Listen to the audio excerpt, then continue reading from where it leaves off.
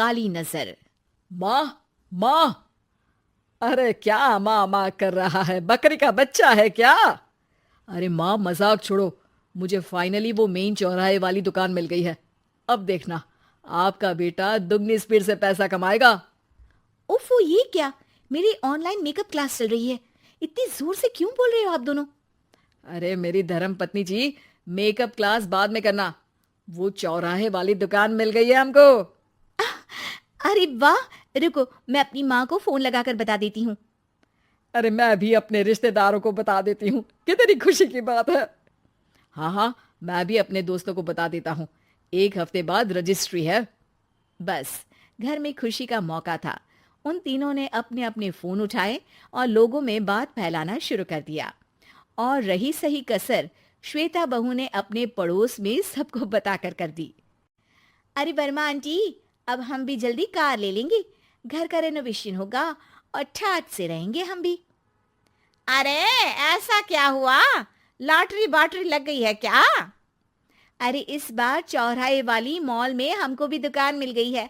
दुकान नंबर 21, जो एकदम चौराहे पर है। अब ग्राहक बढ़ेंगे तो आमदनी भी बढ़ेगी ही ना। अरे वाह, कितनी खुशी की बात है। मैं बहुत खुश हूँ तुम्हें इतना खुश देख के। बाकी एक बात कहूँ, सबको मत बताते फिरना। किसी की नजर लग जाएगी तो खुशी की खबर वापस लौट जाएगी। हैं? ऐसे थोड़ी ना होता है। अब डरा रही हो? अरे सही कह रही हूँ। काली नजर कहते हैं इस चीज को, जब आप किसी को कुछ बताओ और वो काम बिगड़ जाए। अरे लेकिन मैं तो। तुमने सबको बता दिया ना? हाँ, फोन लगा लगा के। अब बच के रहना। काली नजर बड़ी खतरनाक होती है। श्वेता इतनी खुश रहती है कि वो वर्मा आंटी की बात पर ध्यान ही नहीं देती, जबकि पड़ोस में और भी लोगों से खुशी की खबर शेयर करती रहती है। अगले दिन राजेश बहुत दुखी होकर घर आता है। अरे बेटा, क्या हुआ? मुंह क्यों सूजा हुआ है? मधुमक्खी ने काट लिया क्या? माँ, वो दुकान किसी और के पास चली गई। किसी ने ज्यादा भाव लगा दिया। अरे पर बात तो आपसे हुई थी ना उस दुकान वाले की। हाँ, आज मैं टोकन अमाउंट देने गया था, तब मुझे पता चला। कोई आकर सुबह मुझसे पहले ही ज्यादा अमाउंट दे गया। काली नजर। क्या? क्या कहा? वर्मा आंटी ने समझाया था कि किसी को बताना मत, वरना काली नजर लग जाएगी।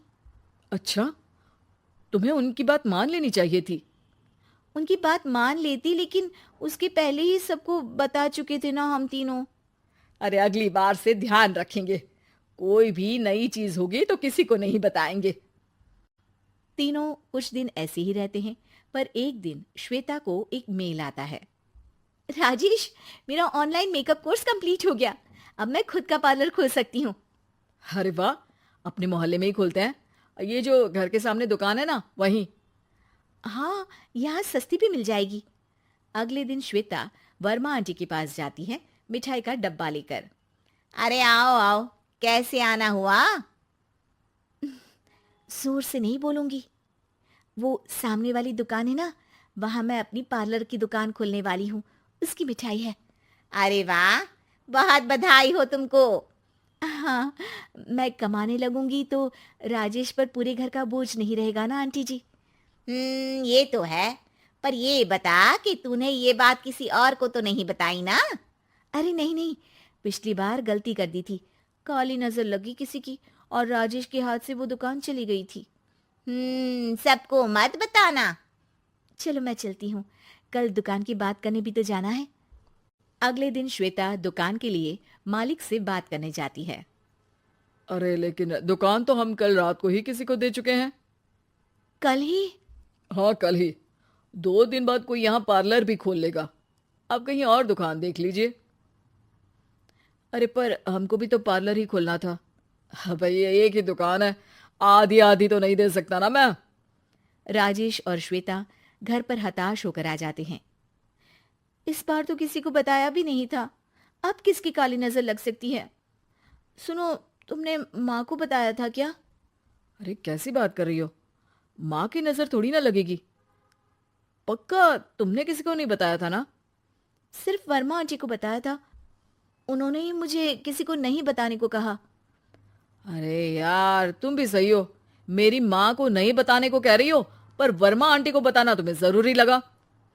अरे वर्मा आंटी ने ही तो काली नजर के बारे में बताया था ना। वो हमेशा हमारा भला ही तो चाहती हैं। मेरी माँ भी हमारा भला ही चाहती है। अरे पर चिल्ला क्यों रहे हो? बात नहीं कर सकते क्या आराम से? नहीं आता वो आराम से बात करना, और करना भी नहीं चाहता हूं मैं। दुकान जाने का दुख गुस्से में बदल गया था और राजेश और श्वेता में बात बंद हो गई थी। 2 दिन बाद मोहल्ले में पार्लर का इनॉग्रेशन हुआ, जिसमें मोहल्ले के सभी लोगों को बुलाया गया, पर श्वेता, राजेश और माँ नहीं जाते। माँ, अंदर आ जाओ। क्या देख रही हो? अरे नया पार्लर देख रही हूं अपने आंगन से। देखो, माँ को दूसरे का सुख देखने में कितना मजा आ रहा है। मेरा दुख नहीं दिख रहा इन्हें। यहाँ मेरा पार्लर भी तो हो सकता था। अरे चुप रहो यार, हर बात में लड़ाई क्यों ढूंढ रही हो? राजेश और श्वेता फिर बहस करने लगते थे। तभी माँ ने दोनों को बाहर बुलाया।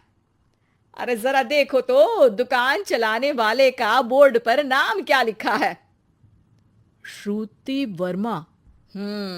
गाड़ी निकाले बेटा, हमें कहीं जाना है। काली नजर का इलाज कराने? राजेश अपनी बाइक निकालता है। तीनों ट्रिपलिंग कर रहे हैं। माँ राजेश को उस मॉल वाली दुकान पर लेकर जाती है जहां राजेश अपनी दुकान खोलने वाला था। यही दुकान लेना चाहता था ना तू? हाँ, पर इनको भी दुखी करने लेकर आई हो क्या यहाँ पर दुकान दिखाकर? वहां काफी नहीं था? अरे श्वेता, थोड़ा सब्र रख, अभी पता चलेगा कि हम यहाँ क्यों आए हैं। बता, इस दुकान चलाने वाले का नाम क्या है? अनुपम वर्मा। कुछ समझ में आया? वो दुकान वाली श्रुति वर्मा, ये दुकान वाला अनुपम वर्मा, और हमारे पड़ोस में हमने उस दुकानों के बारे में बताया किसको था? अब वर्मा आंटी को। मतलब वर्मा आंटी ही हमारा काम बिगाड़ रही है? नहीं नहीं, ऐसा नहीं हो सकता। ये बस इत्तेफाक है। राजेश अपना फोन निकालता है और श्रुति वर्मा और अनुपम वर्मा के नाम फेसबुक पर सर्च करता है, जहां ये दोनों ही वर्मा आंटी के रिश्तेदार होते हैं। श्वेता को समझ में आ जाता है कि वर्मा आंटी की ही नजर काली नजर है। अब क्या करना है? कोई भी खुशी की खबर हो तो काली नजर से बचना है, यानी वर्मा आंटी से बचना है। अरे पर मुझे ये समझ में नहीं आया कि वो हमारे साथ ऐसा क्यों करेंगी। अरे बेटा, एक सीख है, दूर के आदमी को आपकी तरक्की से कम परेशानी होगी, पड़ोसी को ज्यादा। दोनों माँ की बात में हामी भरते हैं और अगला काम चुपचाप करने की कसम खाते हैं, ताकि आगे से वर्मा आंटी कोई काम ना बिगाड़ सके।